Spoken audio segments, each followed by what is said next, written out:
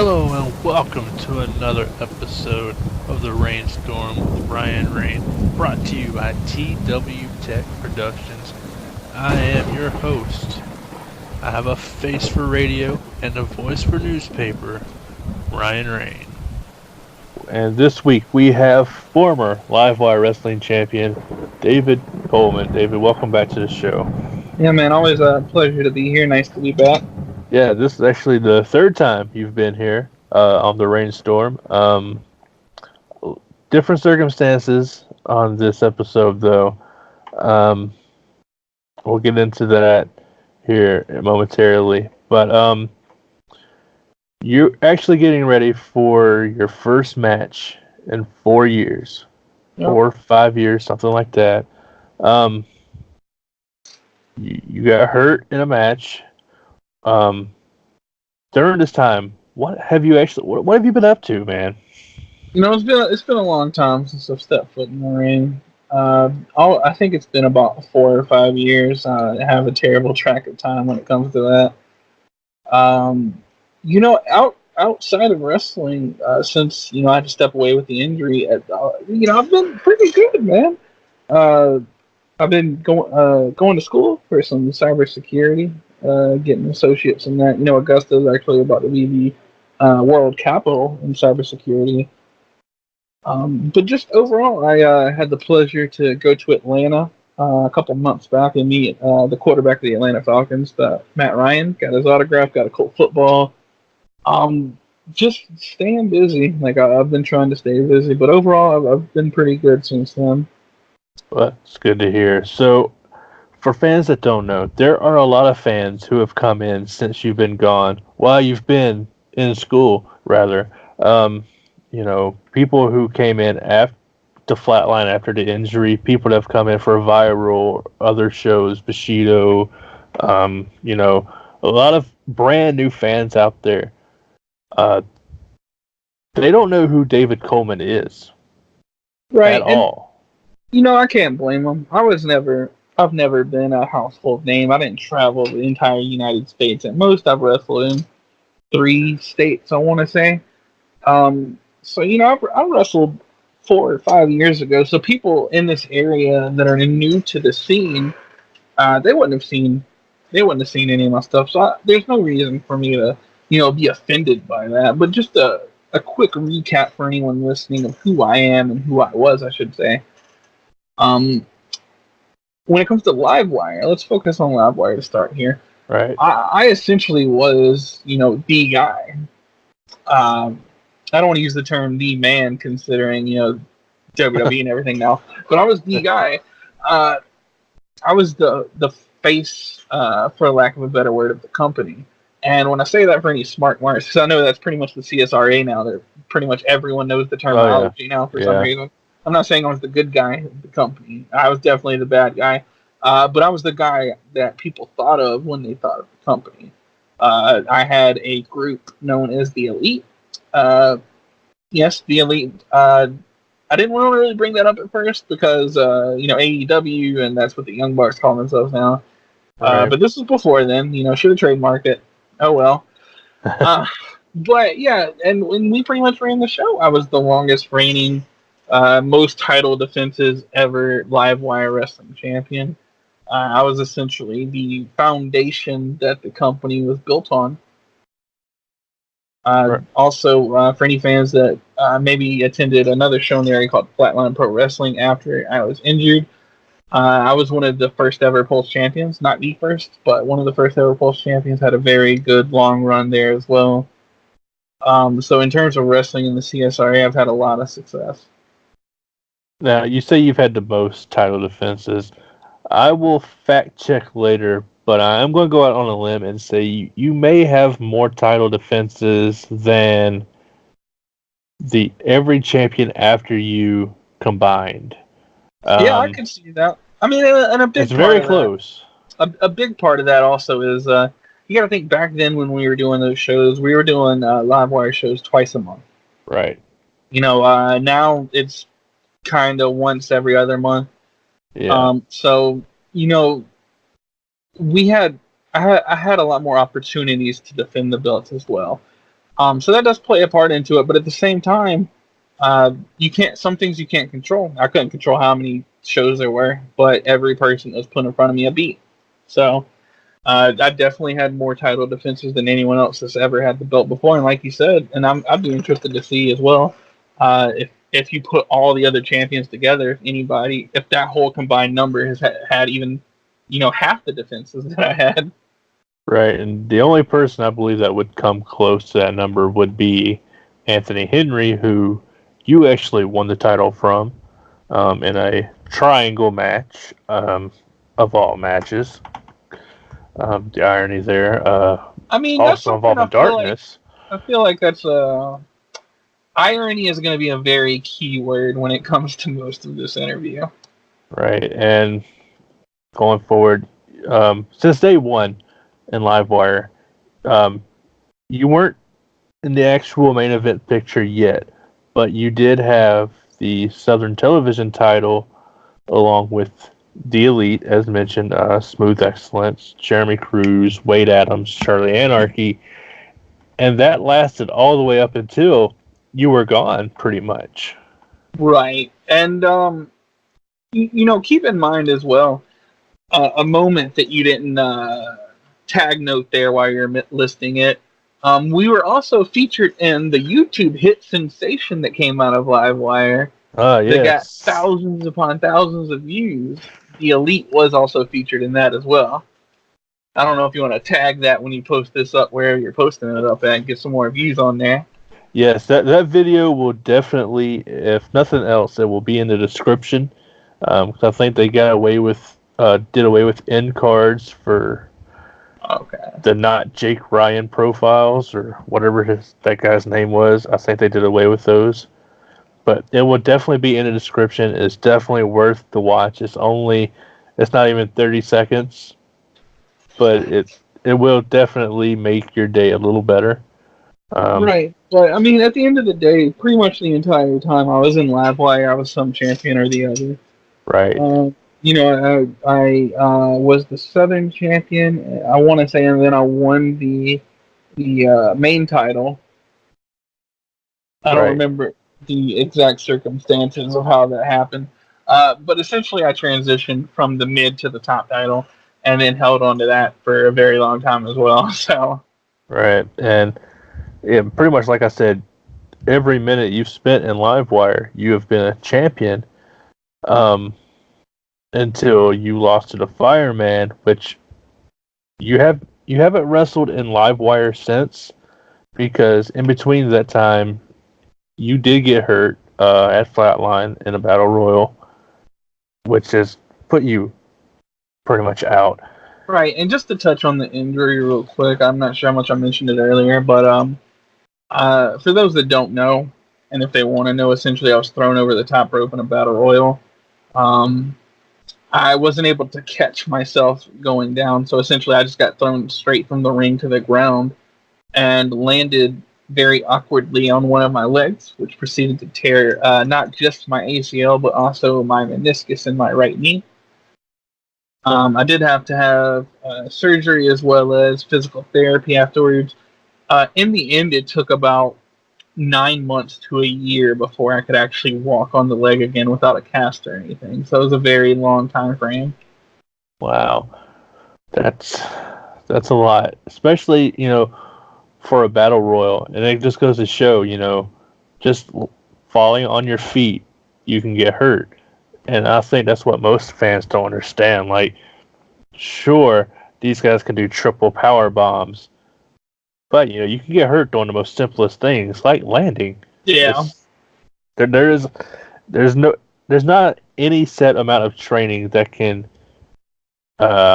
keep you immune from some of these injuries in wrestling at all. Right. I mean, you see guys all the time get injured from some of the most basic stuff that they've done 100 times over. I mean, there are guys out there that get hurt from hip tosses. Right. At the end of the day, it's the same ballet. You step in the ring, you know what you're doing.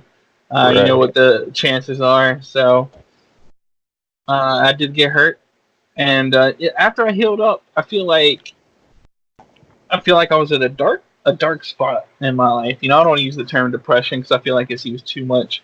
But I didn't have wrestling anymore. I gained weight. Uh, it was a dark moment because wrestling was pretty much my thing. Like at that point, for the entirety of my teenage years, into my early adulthood in my 20s, that was all I knew. Like that was my passion. That was what I loved more than anything.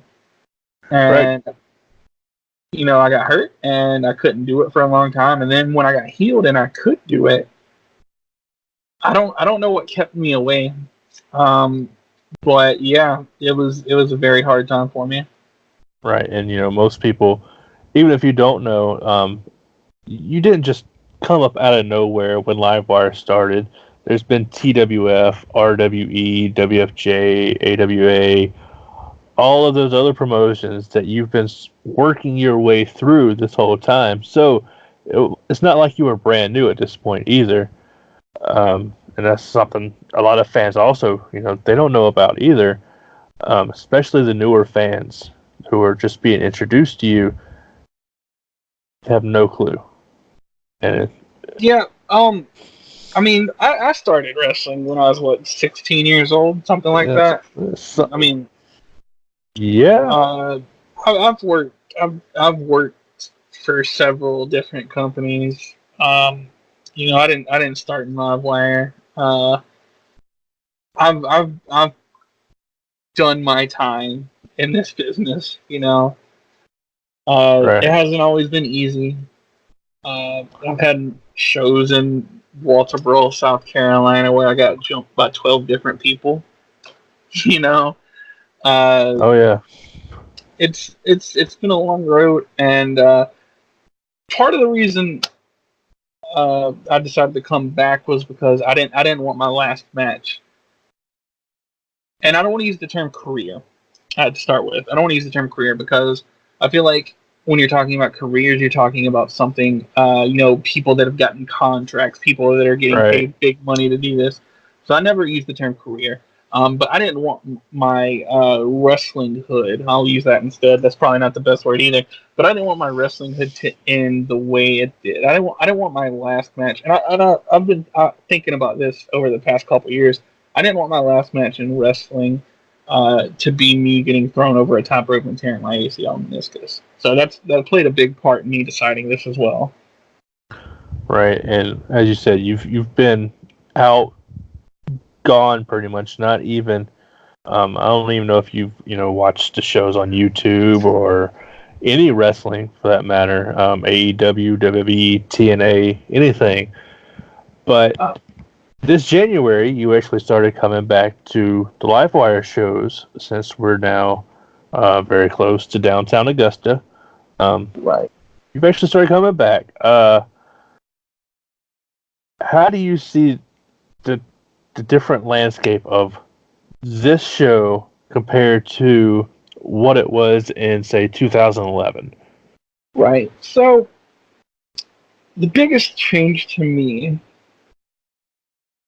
comes from actually something that's not necessarily even under the control of the company, but the the talent we had back when I was the champion in the company was just remarkable. The people we could get in and out on a show to show basis, Dustin Knight, Ken Lee, Brandon Parker, Anthony Henry, like you're talking about dudes that could go in the ring. Unfortunately, over the last couple of years, we've had a lot of people move away, and all this kind of stuff. So the local talent scene has gone down some. So all these other shows in the area are bringing in outside guys, which is great. I want to touch on one person that Livewire brought in that I absolutely love, and I probably shouldn't say this because he is a part of. I think he's a part of the other of Cruz's faction there. But I love Matt Sells. Like I think Matt Sells is one of the best entertainers I've seen in the ring. Right. I don't, he's been in ROH, I believe, as well, so Right, he can yeah. go. He can go as well. But like, he's just a really entertaining, energizing guy to be around, and I think he's great. But I think we're missing I don't think we have the big selection of people that we used to have back in the day currently. But that is Right. something that can that most other companies locally use outside guys to bring in and kind of fill those holes. Right. The homegrownness of the show um, isn't exactly there like it used to be. You can go down the road, or actually, you can go in later in the night. Like, how many local people are on a Bushido show? Um, Less than a handful. You go Right. down the road to Viral, even less. So, And I don't want to, I'm not saying, homegrown people is the end all be all, right, but, it had a different feel to it back then. right. People were more wanting to put on for their own city rather than come in, get a payday, and have a good match. Right. You know, and that's easy to see. Why wouldn't you want to have a great match in front of your family and friends? And when you get outside guys that come in, and I can't say this is what all outside guys do, but they could come in for one show, and then they'll never be there again. Right. And So they come in, get paid, and say, all right. right, see you later.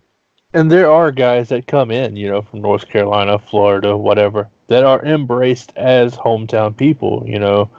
You look at someone like the Gymnasty Boys or Effie. It doesn't matter where they come from. When they come to the CSRA, everybody loves them as if they're from here. Right. Which is rare that you find, people that people Well, can Effie is generally come to like that. Effie's another guy that just has it.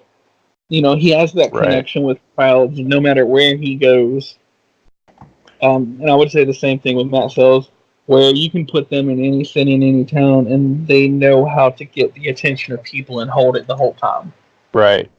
And, that's hard to do because you're competing with, smartphones literally have everything these days.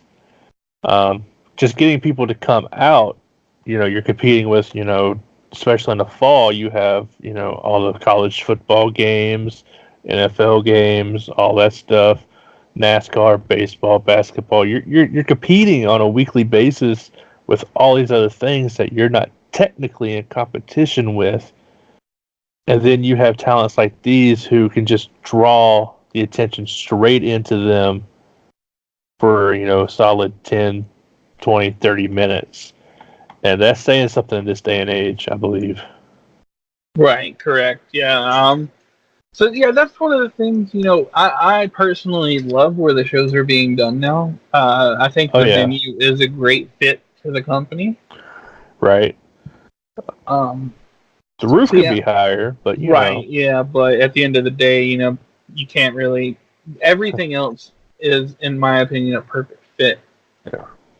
Yeah, compared to past venues, we're just glad to have a roof at this point. Right. Okay, so you've been watching and you see this match shaping up for July 13th, which has a ton of moving pieces going into it. I don't even know. Let's see, where can we even start to pick this match apart and how it became? Because I mean, Cruz has issues with Adrian, you have issues with Cruz, and it just comes to a boil.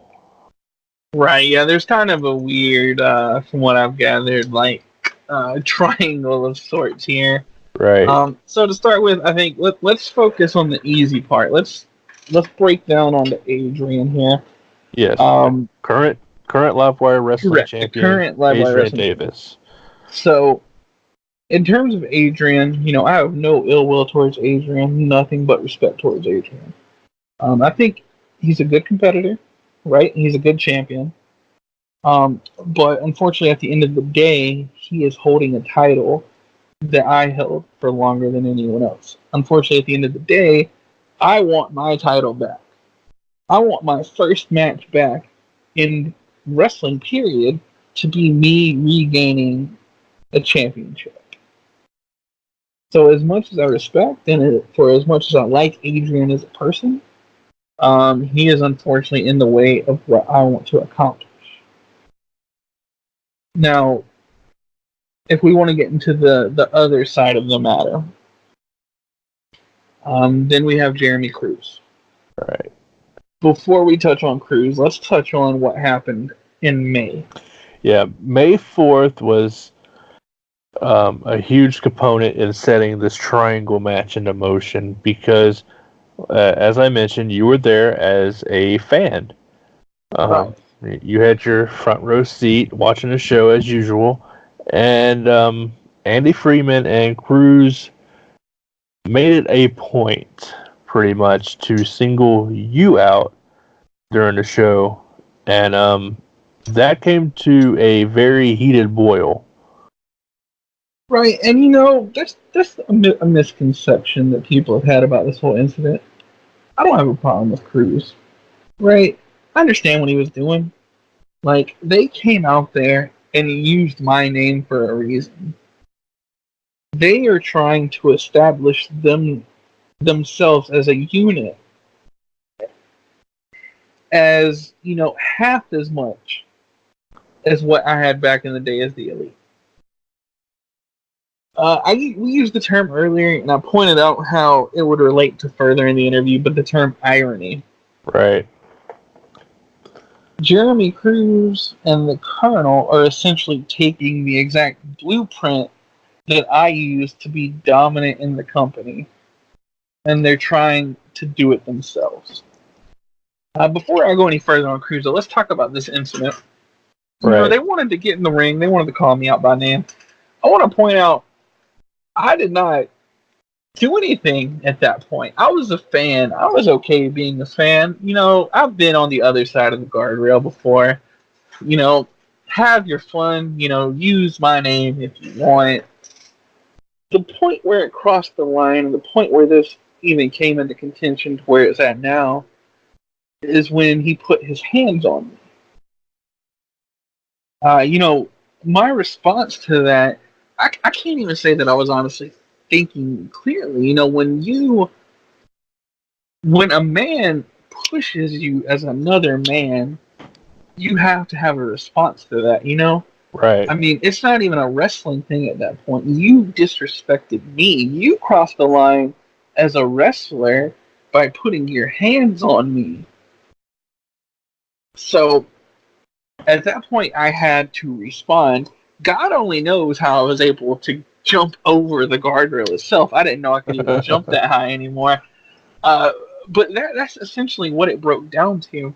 I don't have any currently, let me say that currently, because I know that's going to change at some point, but I don't have any current hatred towards Cruz, and that's the misconception, because if anything, they helped me by pushing me over the point. I have been teetering back and forth on whether or not I wanted to step into the ring again for the longest time. And not only did they give me the opportunity to do that, they also made that opportunity a championship match. So, if anything, that push was a literal push and also a metaphorical one that pushed me over the teeter point and caused me to accept this match to return to the ring. Right, and as I said, so many moving parts. That attack went into, that had to go 100% consideration of making this triangle match. Cruz attacked Adrian, costing him a match against stablemates Dementia 13.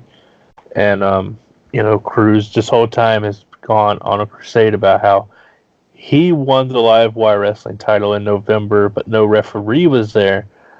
Hey, things happen, Well, I won $1 million on the lottery, but I forgot to play the ticket. So who's going to give me my $1 million? Exactly. And, as we look at some of the parallels, you've given up the mid-card TV title to take the live wire title. Cruz has also given up the mid-card TV title to go for the live wire title. If we're going to talk about parallels, you can just look at the forefront. You can just look at the main picture that's currently being painted. Jeremy Cruz is trying to build a carbon copy of the Elite. The only difference between what I built and what Jeremy Cruz built was my guys were full of young, hungry people that weren't getting the attention they deserved talent wise. Jeremy Cruz's guys, on the other hand, Dementia 13, are older veterans who, have been doing this a long time, Right. but when you've been doing it this long and you haven't really got anything to show for it, at what point, like, what are you accomplishing by joining Jeremy Cruz? Like, what is the whole point of this group? Because we had a point. Jeremy Cruz is trying to copy exactly what I did. He's doing literally every single step of what I did 7 years ago. Like, the only thing he has to change to make it a full-on 100% representation would be to change his moniker from Highlight of the Night to Greatness.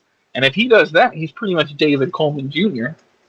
Well, I'm sure we know somebody who will change their moniker to that here soon. But you say it's a carbon copy, almost the exact opposite of what you did. Smooth Excellence come in. They only had a few appearances here in the CSRA, nothing major, and now here they are, one of the top tag teams in the area. Charlie Anarchy, who made the transition from Cutter to Charlie Anarchy, at the time, he was known for doing SWF, and I mean, we could just say it. At the time, he was a pretty much forgotten person. Right. And Wade Adams, unknown at all at this point before joining Elite. I don't know. I don't think he's done any work really in the CSRA prior to Livewire, but that was his calling. And then you look at the new faction, Cruz, Dementia 13, Matt Sells. Those are all veterans of the business, pretty much. The complete opposite scenario of what the Elite was. But they are still the top of their game at this point. When you look down the line at everyone, Matt Sells main evented 2 out of 2 shows he's been at.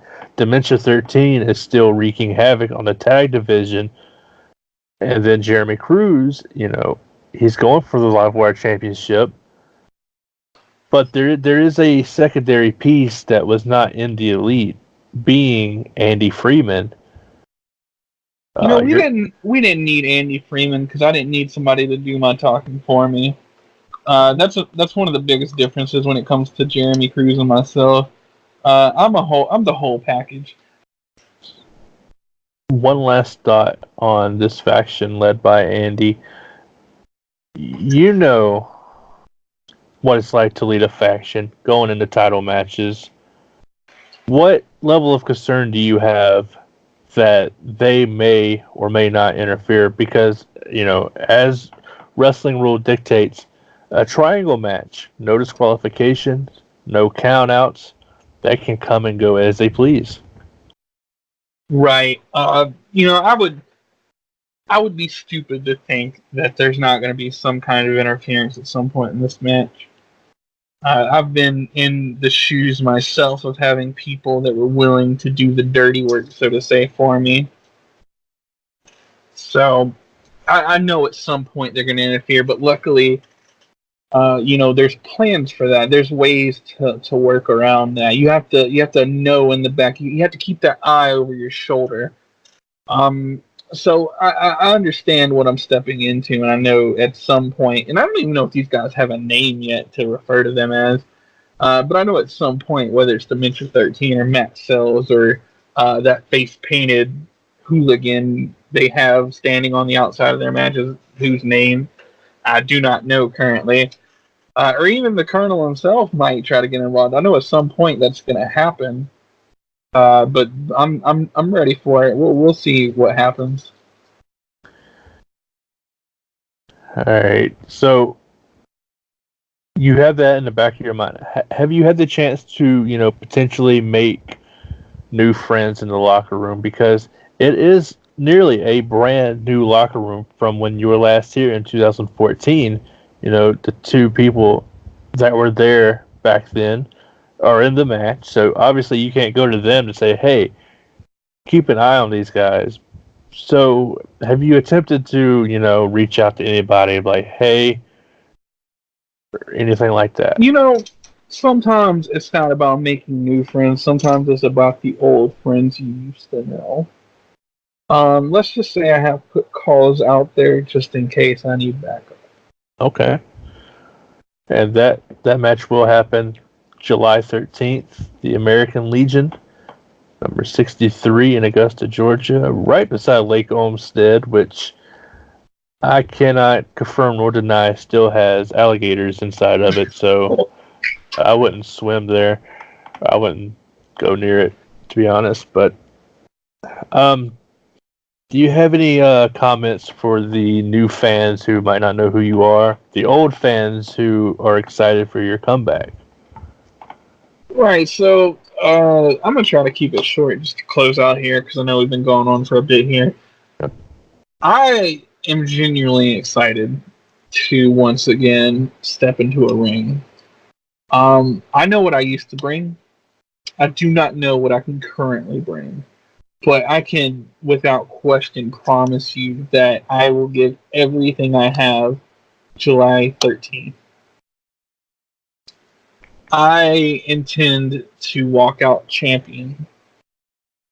If I thought that it wasn't possible, if I thought I didn't have what it took anymore, I wouldn't be stepping back into the ring. At the end of the day, whether or not I continue after this match, I don't know. This could be my last match ever. Time will tell. I won't know whether or not I want to continue on or not until after the show. But I hope. I mean, admission is $5. $5 for the entertainment that you'll get over 2 hours. Right. I'm worth. I could just get on a microphone and be worth listening to for $5. I mean, you'll get more than your money's worth, and I think if you're in Augusta July 13th, Saturday, and you don't have anything planned, it's definitely worth coming and checking out. Right, because we do have a couple other matches that you can find posted up on the Livewire Wrestling Facebook page, and of course the event page, and on Twitter at Livewire Augusta. David Coleman makes his Livewire Wrestling return July 13th. Livewire Wrestling Championship Triangle match against Adrian Davis and Jeremy Cruz. I think that's going to wrap it up here for the RainStorm. Any last words? I think that'll do it. That's enough talking for now. I think the rest has just got to be decided in the ring. All right. For David Coleman, I am Ryan Rain, and we will see you next time.